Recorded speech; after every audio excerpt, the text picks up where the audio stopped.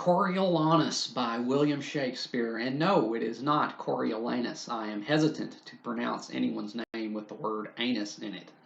But this is one of Shakespeare's later plays, I believe, and one of his Roman works, along with Julius Caesar and Antony and Cleopatra. Famed 20th century poet T.S. Eliot actually did assert that Coriolanus surpasses Shakespeare's Hamlet in quality, and that is certainly a hefty claim because Hamlet is often regarded as Shakespeare's finest work. But you know what? I'm half inclined to agree with him. I believe that Coriolanus is, in fact, one of Shakespeare's greatest achievements, and a prime example, perhaps the primest example, of why Shakespeare is still so important today. Because I believe that the relevancy of this play has only increased since it was initially written. So, what is Coriolanus about? Well, as I said, it takes place in ancient Rome and concerns the fortunes and downfall of one Caius Marcius, later known as Coriolanus after a military victory. He is an impeccable soldier. He is truly the pride of the Roman Empire when it comes to military might, but he has a problem. He is very aloof and he looks down on the plebeians, the common rabble.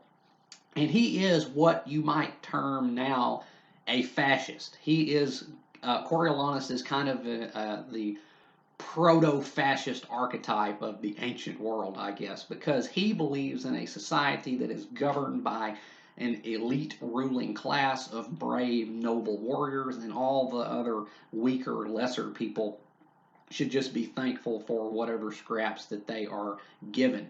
And this sets him at odds with his fellow country people, even though they have to acknowledge that he is, once again, a remarkable soldier. But after winning a decisive victory in Rome's war with the Volscians, he comes back a hero, and now it is time for him to try to run for a political office and become a Roman tribune.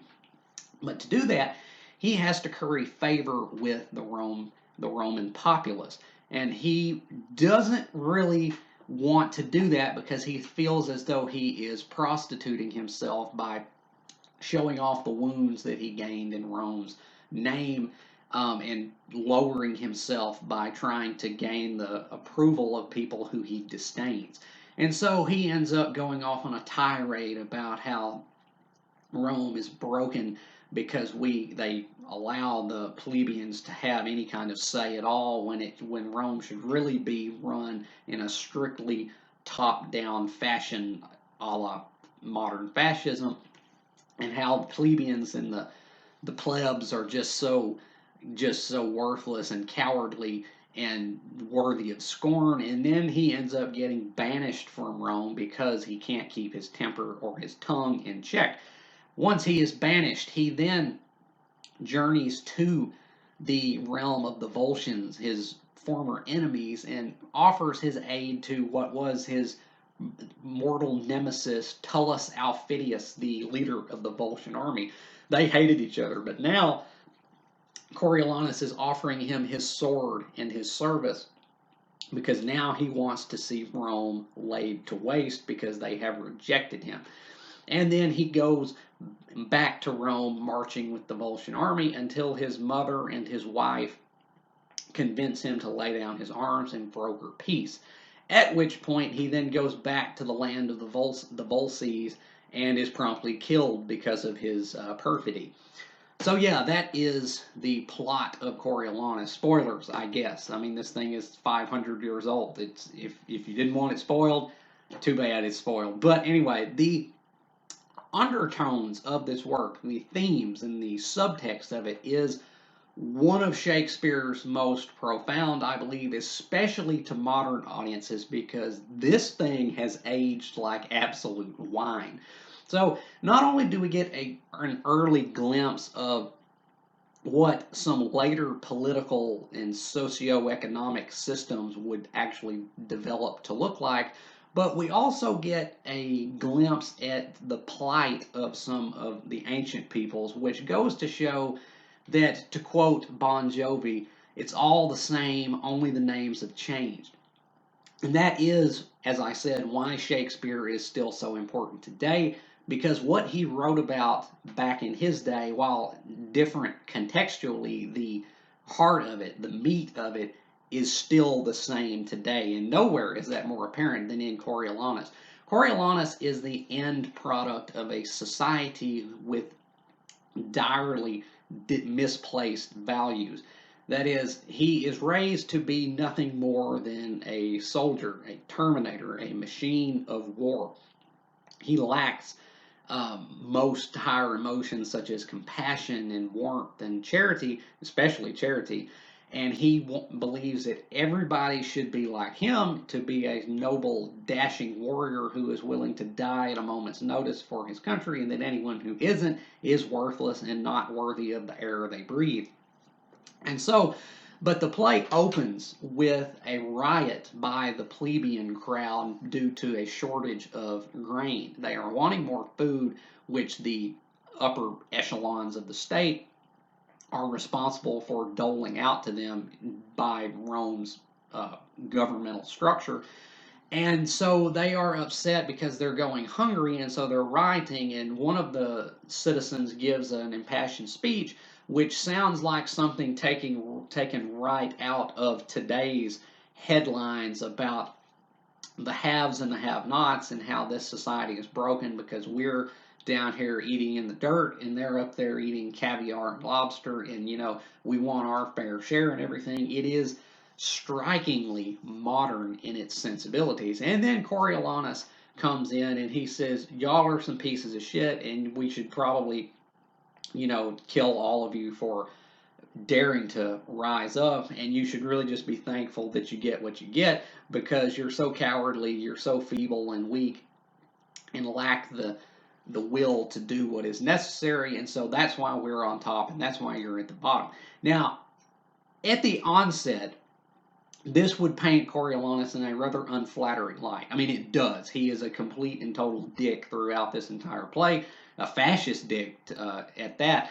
But again, the genius of Shakespeare is that this thing is entirely gray and ambiguous, because Coriolanus is proven correct time and time again with basically everything that he posits in this play, even though that's entirely uncomfortable to think about and rather unpleasant. But Coriolanus states that the common rabble, the lower classes, are weak, cowardly, because they won't enlist voluntarily to go fight to fight the wars of Rome that he proudly does. They have to be dragged and coerced into doing it. And so he thinks that they are worthless because of that. But also he thinks that they don't even have the willpower to assert themselves in any kind of capacity meaningfully. And he is proven absolutely correct in that when he himself is running for tribune, because the citizens are required to come up to him and kind of put some questions to him to see whether they want to favor him with their vote. And even though they hate him because he hates them, they are so cowardly and they don't have the spine to call him down when they have the chance. And so they cast a vote for him that none of them really want to, but they're too afraid not to. So then that leads to the confrontation between Coriolanus and the rest of the plebs when he calls them down as, worthless cowards. But also, it has a lot to say about politics. And again, politics never really change. Coriolanus feels that it is beneath him to try to appeal to the masses, because he feels that he is above them and that they aren't worthy of his time, and that it would be a lowering of himself to ask them for their say. And that on the surface seems very, aloof, very fascist again. But Shakespeare throughout this play shows that the other politicians, the ones who will do what Coriolanus won't, only do so to further themselves. That is to say, they're only trying to gain votes for themselves to improve their own station, and they openly, or maybe not openly, but deftly manipulate the masses of Rome to their own ends by, appealing to them and flattering them. because Coriolanus will not flatter. And so it begs the question, who is actually more noble?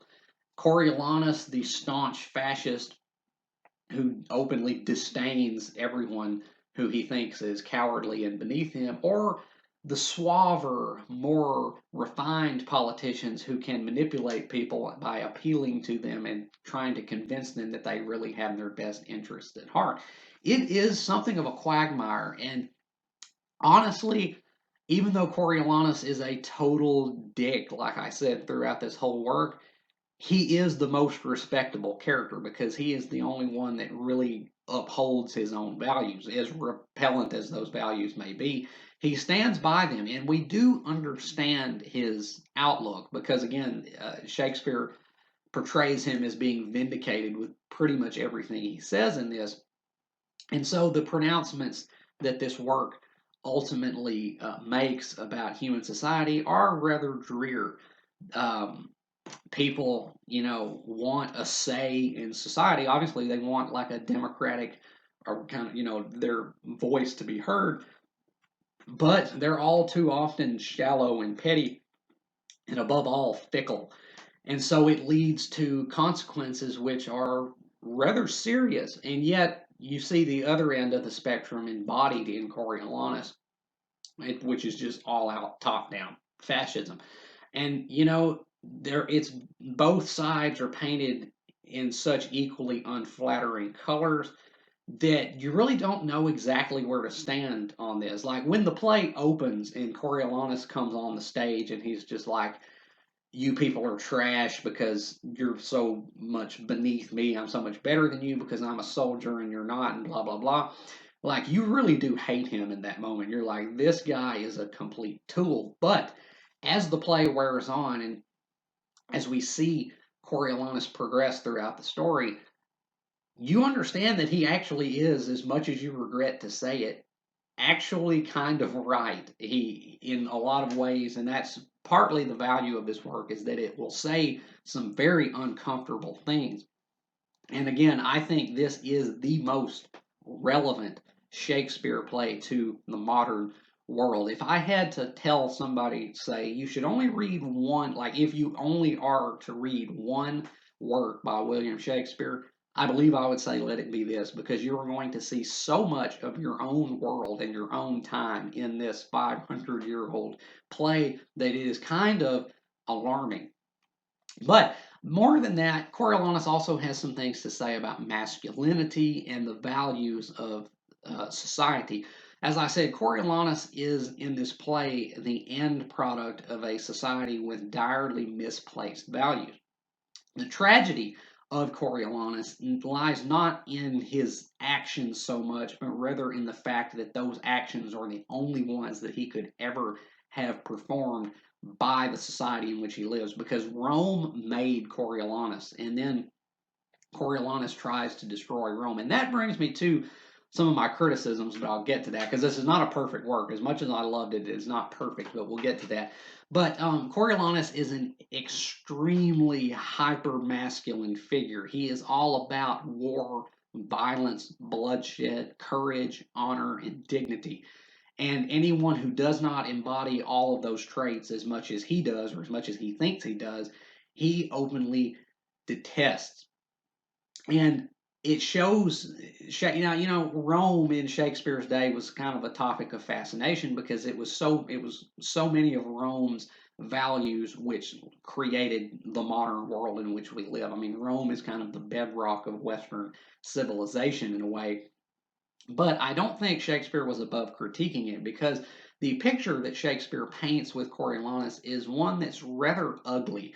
Um, the society of Rome is one so geared around death and war, and little boys are born with the sole intent of being soldiers to die gloriously in a bloody combat and to grin while they're bleeding out. And women, conversely, are just cattle to be bred to create more little Terminator Coriolanuses to go off and fight more wars. It is a very flawed and fatally so society which Shakespeare depicts in Coriolanus, and it's very valuable, I think, because Um, I think, you know, there are elements of our society. I'm not going to get too political, but there are elements of our society now that kind of extol a lot of the things that um, Coriolanus condemns implicitly, at least. Because again, the tragedy of Coriolanus is that he is what he is because he is made that way by his society. It is not a society that values, you know, compassion or mercy or warmth in men. It is only physical brute strength and violence and the willingness to kill and be killed. And you got to ask yourself, is that really the kind of society that you'd want to live in? Because there are some people out there today, you can probably find them on any number of websites, Reddit, 4chan, or whatever, that would tell you, yes, that we need a new Sparta where women are nothing but breeding stock and men fight to the death over the pettiest of issues. You know what I'm saying? And it's this play is so revelatory because it shows once again that things don't really change, or if they do, they change so gradually that they're almost imperceptible. While the context of Coriolanus is long gone, the meaning of it, the value of it, is still just as relevant, actually more so, I think, today than it was then. But now let's get to the criticisms, because, as I said, as much as I loved Coriolanus, it was not a perfect work. And so that's why I said I'm only half inclined to agree with T.S. Eliot in his assessment of it, because I think this really did have the potential to surpass Hamlet, but I don't know that it did because there are some flaws, mainly in its final act. For one, Coriolanus is, I believe, the second longest work in Shakespeare's bibliography. And there's at least one scene I know. There probably are more, but I know there's at least one scene in this play that did not need to be in there. It served no purpose whatsoever other than to convey some exposition to the audience, which is later reconveyed in subsequent scenes. Anyway, so I don't really understand why it was there. But also in the ending, so in the climax, the Act 5 of this play, Coriolanus and his former nemesis, now turned kind of romantic buddy, Tullus Aufidius, the Volscian commander, are marching on Rome because they both now want to see Rome laid to waste. But uh, Coriolanus's mother, Volumnia, and his wife, Virgilia, come out to their camp and they're like, look, you guys to stop this or you're going to kill us and your own son, because he has a kid in this play. They're like, this is not the you that we know. And, you know, they give this big speech about how this is wrong and this is your country that you shed so much of your own blood for, and now you want to destroy it, and this is not the you that we know, and like I said, and blah blah blah. And his mother gives this speech, which is a pretty good speech, but it causes him to alter his course like that. Like he goes from dead set on destroying the country that rejected him, to turning right around and being like, we're done. Let's pack it up and go home. Peace, peace, y'all. And it just happens so quickly. It's not very convincing at all. And then the actual ending of this, because until like the final 3 pages of this, you really think Coriolanus is going to like live. But you know it's a Shakespearean tragedy, so you know he ain't gonna make it out alive. And when he goes back to the land of the Volscians, they're pissed because he abandoned the campaign against Rome, and then Aufidius and his cohorts kill Coriolanus in retribution. But it makes no sense whatsoever because literally in that scene, wherever Coriolanus's mother breaks down and pleads with him to have mercy, a quality that he was not raised to have mercy and to alter his aims, and Coriolanus does. In that same scene, Aufidius is there, the same one who later kills Coriolanus, and Aufidius is moved. He's like, I've never seen such a touching display of love and affection, and I don't want to destroy Rome now either, so let's go home. Like, he was on board with it. He was on board. He was just as moved and just as swayed as Coriolanus. So it doesn't really make sense why, when they get back to the land of the Volsces or wherever that is, he's suddenly like, "You got to die. You betrayed us." I mean, you were right there. You were on board with him. You were on the same page as him. It doesn't make any sense. It just feels like a hasty, badly constructed ending. But nevertheless, in spite of this work's flaws, I think this is still a masterpiece, even if it is a bit rougher around the edges. I would give Coriolanus an A minus. It's not, I suppose, the most perfect work of Shakespeare's, but again, I reiterate, I think this is absolutely the most relevant to today's time of all of Shakespeare's plays, and it is the single play, the sole play that I would recommend to people to read if you read no other work by William Shakespeare, because again, you will see so much of your own world and time in this play that it is kind of unsettling. But yeah, the characters in this play, up until they contradict themselves at the end, are really good. Coriolanus, again, is an open, adamant fascist who is a complete dick to anyone who he deems to be beneath him. But the real majesty of this work is that you understand his outlook, and damned if you ain't kind of on board with it at certain times in this play.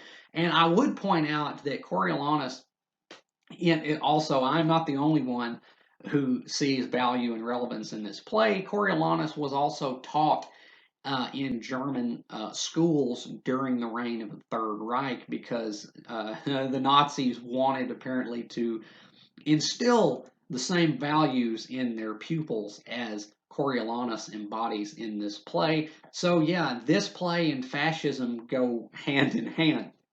But still, it is immensely valuable. It is immensely affecting as well, even if the ending is kind of wonky. But overall, this play really is just a towering achievement, and I really do think it stands among Shakespeare's best. So, Coriolanus. Have you read or seen Coriolanus? Or have you seen the movie with Ralph Fiennes that he made in like 2011 or 2010 or so? It's another one of those adaptations of Shakespeare that takes place in like modern day, but it retains the Elizabethan dialogue. Have you seen that, or have you seen any performance of Coriolanus, or have you read Coriolanus? If you have, let me know down in the comments what you thought about it, whether you have agreed or disagreed with any of my takes on it here today. And if you have not read Coriolanus, I would highly urge you to do so. I think this is, again, one of Shakespeare's finest, and I think it is the primest example of why he is still so important to the world of today, because you can see so much of the world today in this play. And as always, if you have enjoyed anything you've seen or heard here today, remember to hit that like button, subscribe. I would really appreciate it. And until next time, peace.